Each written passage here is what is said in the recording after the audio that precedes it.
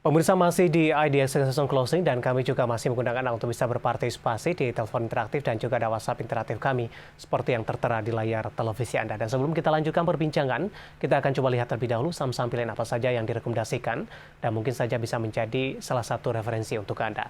Langsung saja pemirsa, dapat Anda saksikan juga di layar televisi Anda 4 saham pilihan yang direkomendasikan dari pertambangan batubara. Ada Doit, supportnya di 380, resistennya hingga 418, buy on weakness direkomendasikan pemirsa.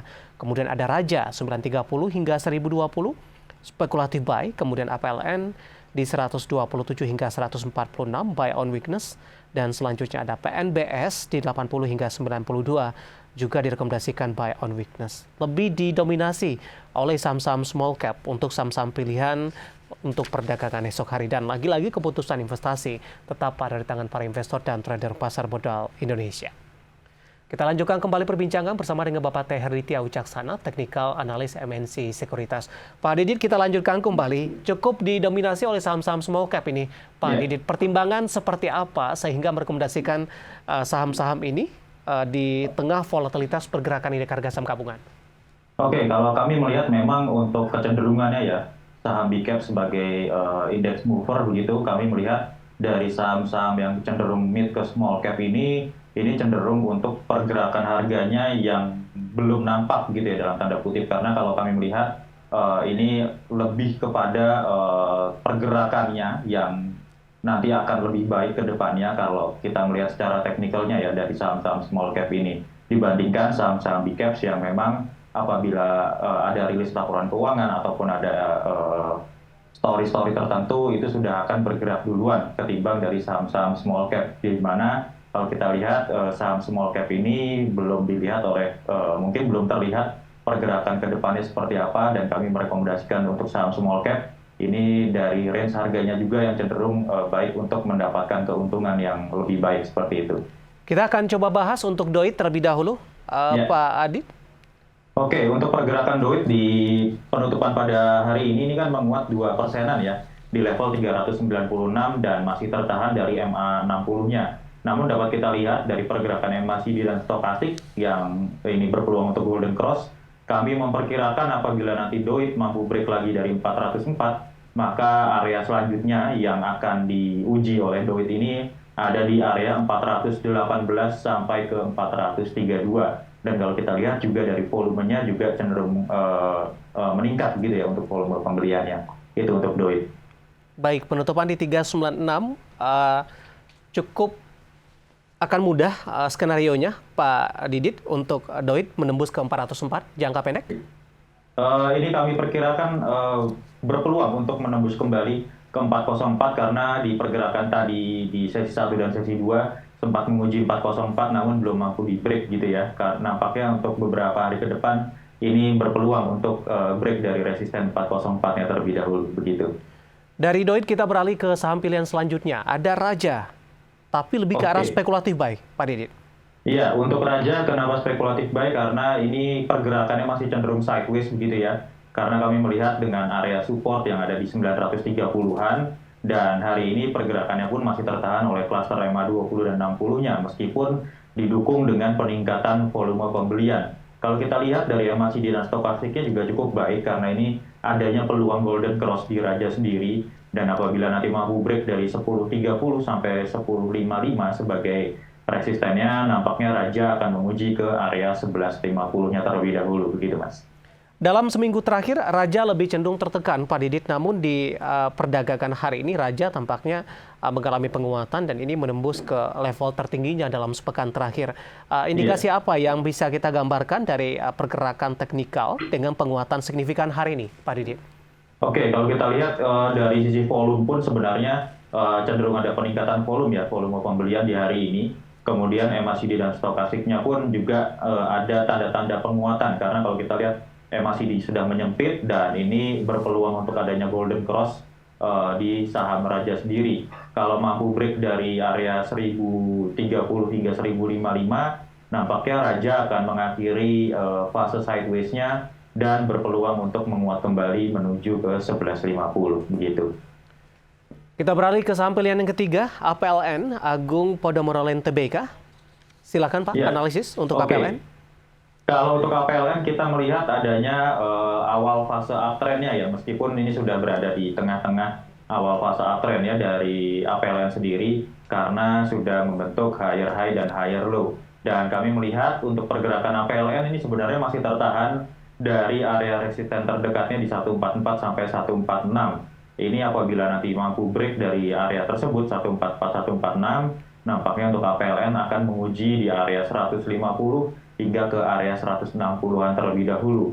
Kita lihat dari sisi indikatornya, MACD ini sudah berada di area positif dan nampaknya masih berpeluang untuk melanjutkan penguatan dan didukung juga dari pergerakan indikator stokastik yang sudah mulai memasuki dari area netral menuju ke area overbought-nya begitu ya.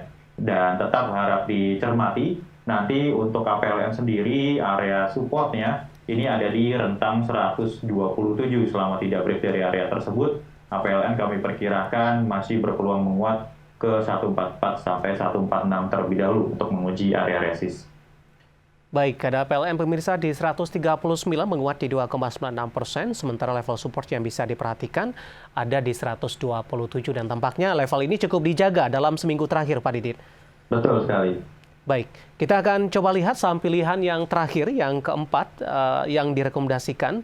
Untuk saham pilihan selanjutnya ada PNBS. Anda juga rekomendasikan untuk buy on weakness 80 dan 94 resistennya.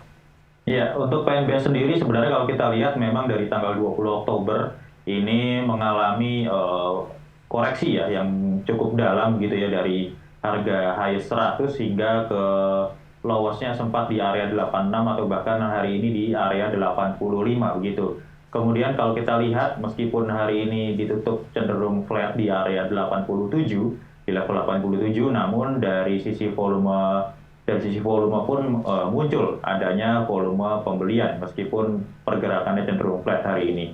Namun demikian nanti tetap dicermati untuk pergerakan dari PNBS karena dari MACD-nya ini sebenarnya masih berada dalam fase downtrend-nya dan masih adanya dead cross di MACD. Namun dari stokastik ini sudah menunjukkan adanya peluang untuk penguatan dari PNBS karena sudah relatif menyempit di area netral dan nampaknya berpeluang untuk terjadinya golden cross. Selama tidak terkoreksi untuk PNBS sendiri ya, selama tidak terkoreksi di bawah 80 sebagai area supportnya, maka kami perkirakan koreksinya akan relatif terbatas paling tidak nanti ke area 83 hingga 85 dan dapat dijadikan sebagai level buy on weakness dengan mencermati area resist terdekatnya di 92. Apabila mampu break dari area tersebut, maka selanjutnya ke area 97 untuk pergerakan dari PNBS. Begitu. Baik, penutupan hari ini flat di 87 dan tadi sempat menyentuh ke level tertingginya di level 90. 4 saham pilihan yang direkomendasikan dan lagi-lagi keputusan investasi tetap pada tangan para investor dan trader pasar modal Indonesia. Pak Didit, kita masih punya satu segmen lagi. Masih banyak pertanyaan, nanti kita akan coba ulas satu persatu dan pemirsa kami akan segera kembali sesaat lagi. Kita sudah sampai di segmen terakhir pemirsa dan terima kasih juga untuk Anda yang masih bergabung bersama dengan kami dan kita masih berbincang bersama dengan Bapak T. Herditya Wicaksana, Technical Analyst MNC Sekuritas. Pak Didit, kita lanjutkan kembali Pak. Beberapa pertanyaan lain yang sudah masuk di WhatsApp interaktif kami, saya akan coba bacakan. Ini dari Bintaro ini Pak Didit, tapi tidak menyebutkan nama. Untuk call Pak. COAL sampai dengan akhir tahun 2022 ini. Tapi tidak disebutkan juga sudah ambil posisi di level berapa. Tapi volatilitasnya cukup tinggi Pak. Dalam beberapa perdagangan pekan terakhir naik signifikan kemudian kembali mengalami auto reject bawah. Silakan Pak Didit untuk call Pak. Oke, untuk pergerakan dari call sendiri sebenarnya masih berada di fase downtrend-nya ya. Karena kalau kita lihat dari 636 di September 2022, ini hingga kemarin masih terus membuat low barunya di area 226 di tanggal 26 Oktober. Kalau kita lihat memang pergerakan call ini sudah menembus beberapa area Fibonacci-nya hingga ke area 78,6 begitu ya. Dan masih ada perkiraan untuk pergerakan dari call sendiri masih rawan koreksi paling tidak nanti untuk menguji di area 182 hingga ke area 208 terlebih dahulu. Untuk pergerakan call sendiri ini nampaknya akan terkonfirmasi berbalik arah apabila nanti call mampu break dari 312 hingga ke area 326 terlebih dahulu. karena saat ini dari pergerakannya sendiri masih cenderung downtrend untuk pergerakan gold begitu. Baik, selanjutnya kita ke Medan, Pak Didit. Ada Ibu Lisa. Terima kasih sudah bergabung bersama dengan kami. Untuk ESA, Pak, sudah balik masuk tidak di posisi penutupan sesi kedua hari ini? Oke, ESA, Surya Esa Perkasa ya. Untuk Ya. ESA sendiri, ini ditutup menguat hari ini, 4,28% dan sudah menembus dari MA20-nya. Cukup menarik dari pergerakan indikatornya, baik dari MACD maupun stokastik. Namun demikian tetap cermati nanti sebagai area stop loss-nya di 920, karena kalau break dari area tersebut, ESA nampaknya akan melaju ke area 820 sampai 850. Nanti kalau misalnya tidak break dari area tersebut, maka ESA kami perkirakan bisa untuk menguat kembali, paling tidak nanti untuk menguji di area 1000 hingga 1035 terlebih dahulu. Baik, sudah direkomendasikan untuk masuk di 975 ini, Pak Didit? Tidak masalah untuk masuk di area Oke. 975 ini. Baik, selanjutnya ada Ibu Jenny menanyakan saham Tekim, Pak. Apa sahamnya sekarang sudah uptrend? Saya baru mau masuk, apakah sudah diperbolehkan tidak? Untuk Tekim, entry levelnya, Pak Didit. Oke, untuk Tekim sendiri sebenarnya ini upper shadow-nya juga panjang sekali ya di hari ini. Menguat 1% meskipun tadi sempat highest di 7750, namun ditutup di 7550. Dan ini harap diperhatikan, untuk Tekim sendiri masih ada rawan koreksi dari Tekim sendiri. Nanti paling tidak untuk menguji di area 7350 sampai ke area 7425. Mungkin dapat nanti masuk di area-area tersebut gitu ya, dengan tetap mencermati area stop loss-nya di 7100 untuk Tekim. Target nanti 78 terlebih dahulu untuk resist pendeknya. Baik, karena Ibu Jenny, penutupan Tekim 7550 menguat di 1,00% pemirsa. Direkomendasikan masuk ketika menyentuh ke 7350 hingga 7425. Target price-nya bisa ke 7.078. Iya, 778. Baik, kita akan coba bahas pertanyaan selanjutnya. Ibu Rini dari Jakarta, Pak Didit, menanyakan saham INDF, Pak. Sudah ambil posisi di 6.100. Mohon support dan resistennya. Oke, untuk INDF sendiri hari ini bergerak koreksi ya 0,4% di 63, dan nanti dapat dicermati untuk area stop loss terdekatnya di 62, kemudian di area 6025. Kalau mencermati dari pergerakan indikatornya, sebenarnya masih ada peluang untuk INDF menguat, terlebih apabila INDF mampu break nanti di area 6375 sebagai area resistennya. Apabila nanti break dari area tersebut, nampaknya untuk target dari INDF bisa dicermati di 6450 sampai ke level 6500, karena ada gap di situ ya, bisa digunakan sebagai area target terdekatnya terlebih dahulu. Oke, selanjutnya tidak menyebutkan nama dan lokasi. SCMA sudah ambil posisi di 245, nyangkut sepertinya Pak, penutupan hari ini di 238. Oke, untuk posisi SCMA selama tidak break atau tidak terkoreksi ke bawah 206, kami perkirakan SCMA masih berpeluang menguat untuk menguji kembali 244 sebagai resist, dan apabila nanti mampu menguat di atas 244 sebagai resist, kami perkirakan pergerakan SCMA ini akan menguji kembali area 260 sampai 270 terlebih dahulu. Demikian. Baik, selanjutnya Bapak Santoso ini dari Kediri, Pak Didit. Menanyakan saham SICO, SICO Pak, nyangkut juga di 266, penutupan hari ini 216, auto reject bawah 6,90%. Oke, untuk pergerakan dari SICO sendiri memang ini masih dalam fase downtrend-nya ya, namun dapat kita lihat di sini pergerakan SICO ditutup di auto reject di 216, waspadai akan adanya lanjutan koreksi ke level 206, dan berikutnya menguji area support di 178 terlebih dahulu untuk pergerakan dari SICO, karena kalau kita lihat MACD masih dead cross dan stokastiknya masih ke area oversold-nya. Selanjutnya ada Bapak Budi dari Semarang. Untuk BEX Pak, BEKS ini, kapan bangkit kira-kira dari level 50? Silakan Pak.